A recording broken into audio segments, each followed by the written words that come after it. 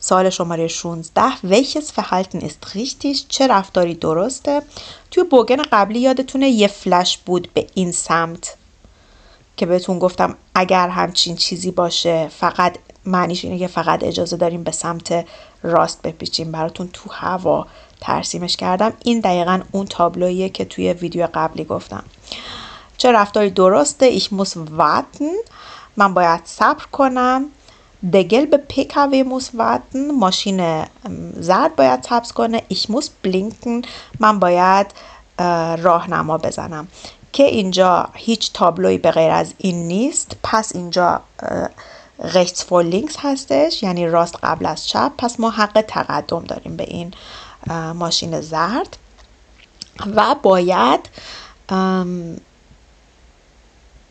باید راهنما بزنیم حتما.